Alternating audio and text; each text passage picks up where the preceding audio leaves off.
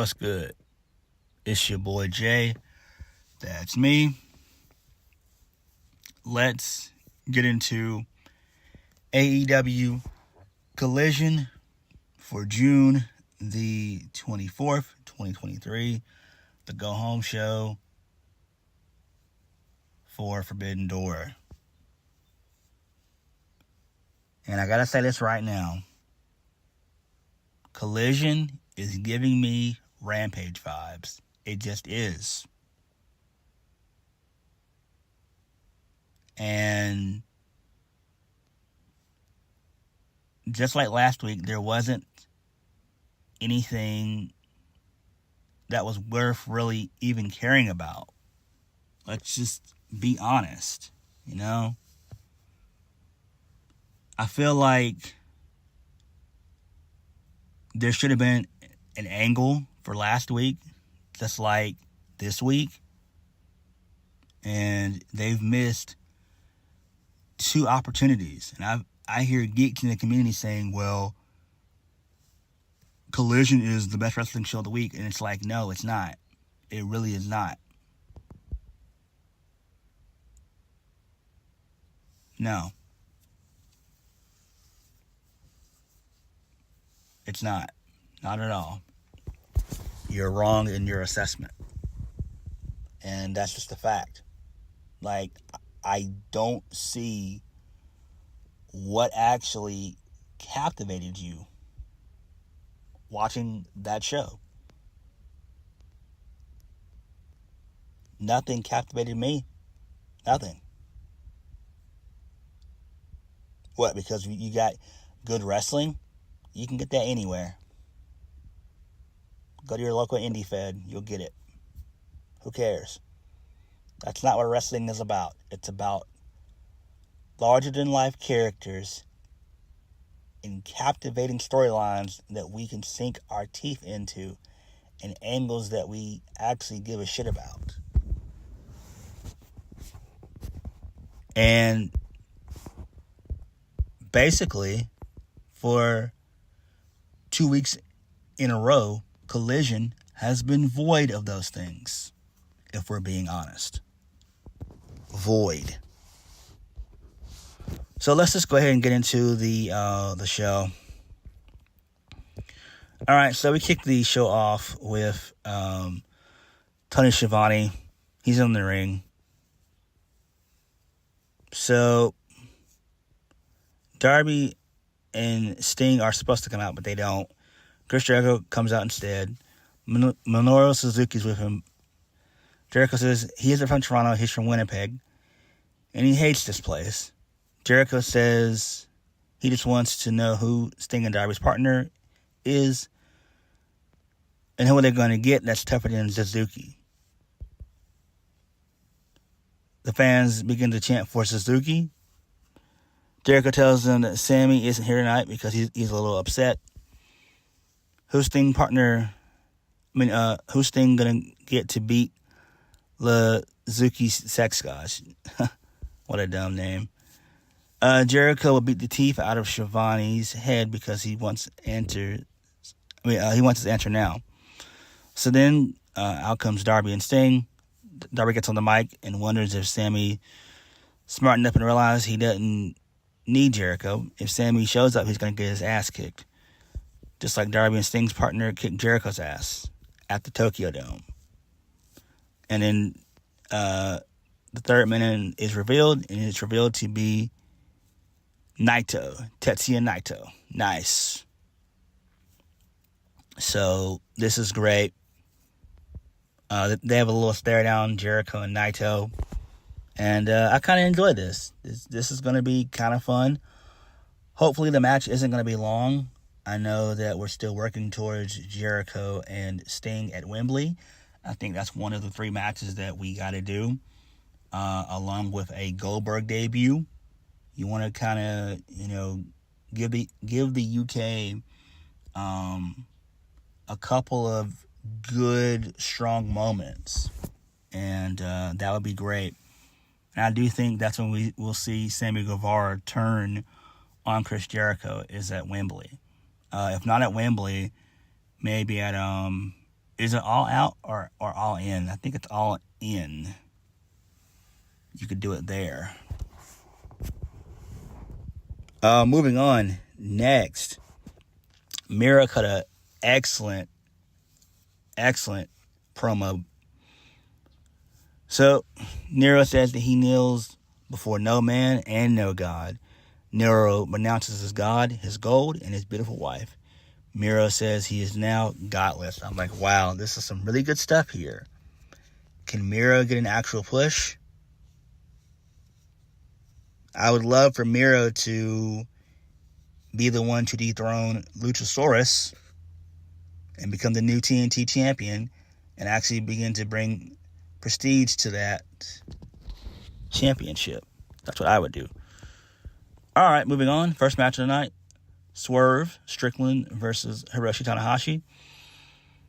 And not a good match. Tanahashi wins via the frog splash, the high fly low for the 1, 2, 3.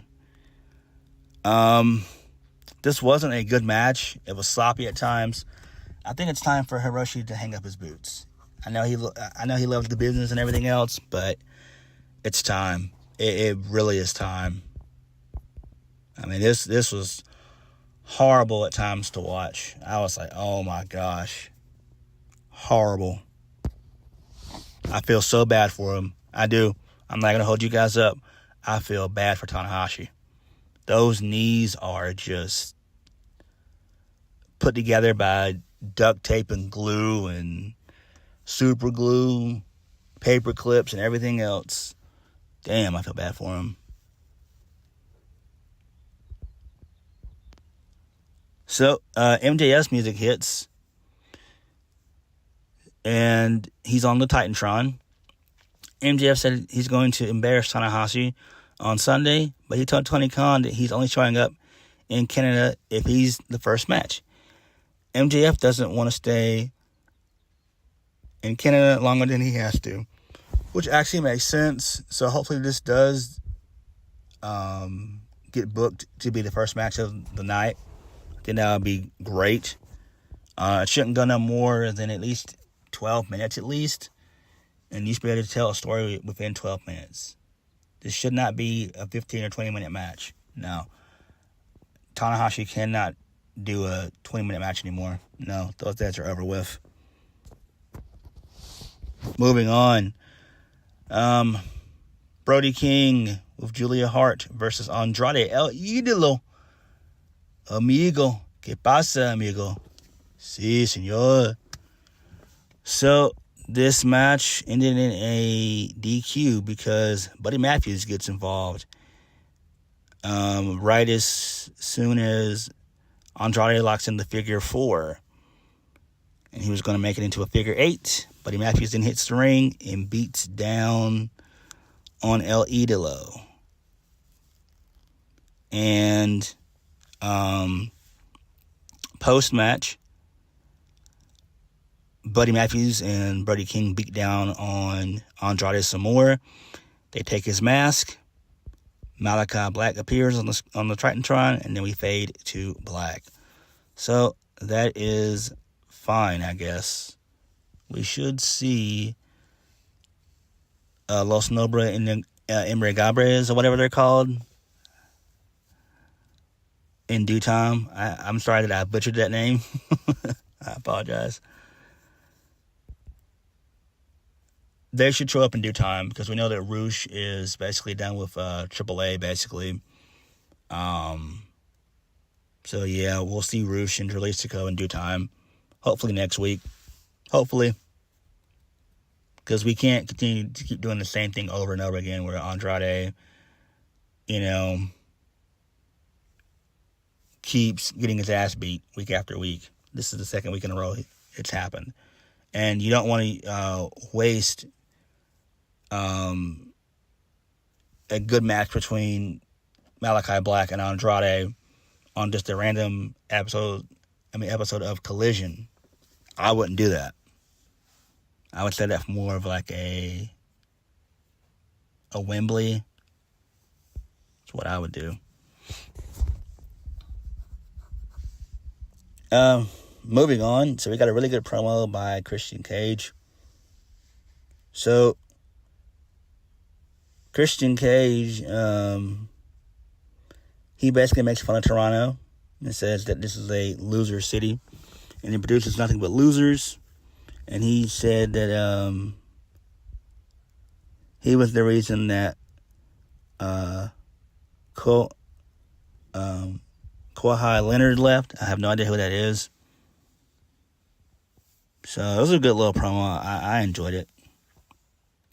And then we get a preview of CM Punk versus Tatsuyori Kachima. So there's that. And he cut his generic, I'm going to fight you, Punk. I'm going to beat you. I'm going to humiliate you. CM Punk's on. Moving on. Next, Willow Nightingale versus Nyla Rose with Marina Shafir. God, that promo was awful. And I didn't even watch it. I just heard about it. I didn't even watch that promo that she did a while back. But it was absolutely awful. This was this was a qualifier for the Owen Hart's Foundation Women's Tournament. So Willow Nightingale, she gets to win here, which is great. So she does a powerbomb for the 1, 2, 3. Nice stuff. So post-match, the Outcasts, they come out and surround the ring. So Saraya's back. I don't know why she was gone for 3 weeks with no explanation. I didn't want to tell anybody where I'm at. I don't. It's just what the hell? So Sky Blue comes out with a steel chair to make the save, and the Outcast, they bail.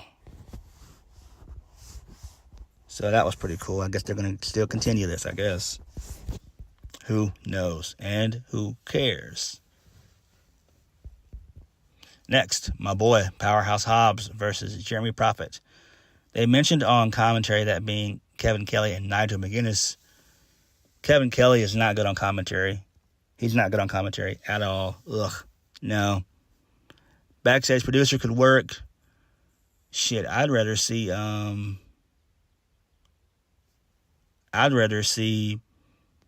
McGuinness call the whole thing by himself, if we're being honest. So Powerhouse Hobbs wins via the Spine Buster. And then we go over some more of the tournament matches for the Owen Hart's tournament on the men's side. And then we got the main event, which is 8-man tag. It's CM Punk and FTR and Ricky Starks versus Bullet Club Gold and the Gun Club. So Jay White gets the win via the Blade Runner on Starks. It sucks. I hate the fact that Ricky Starks continues to take L's. He takes one step forward and he moves 25 steps back. I hate that shit. It pisses me off.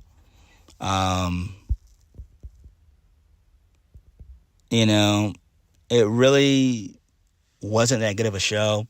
There was no angle. The baby faces won last week. This week, the heels win. Doesn't really matter.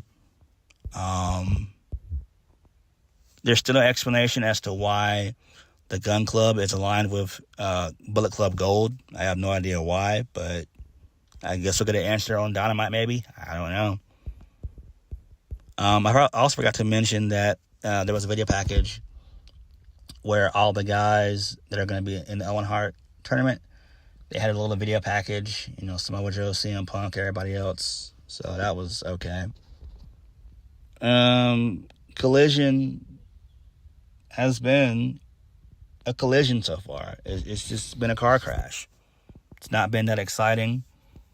I'm not too excited for Forbidden Door outside of 3 matches, if we're being honest. That would be the 6-man tag with Darby, Sting, and Darby, Sting, and Naito versus Jericho, Sammy Guevara, and Suzuki. And then, obviously, Danielson and Okada, and Omega and Ospreay. That's it. Everything else, it's garbage. Who cares? But what did you guys think? Oh, and they needed to change that theme song. I hate it. Elton John? No. Let's do something like maybe, I don't know, something a little bit more heavier, I would assume. I'd make it a lot more heavier. I would go for maybe like a new metal sound, maybe like a Linkin Park or something like that. I don't know, maybe a Slipknot. I don't know. Just putting it out there. But Elton John in wrestling, nah, goofy.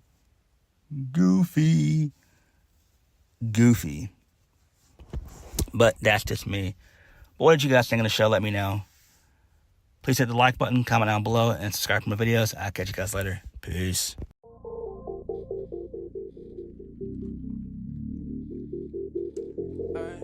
To the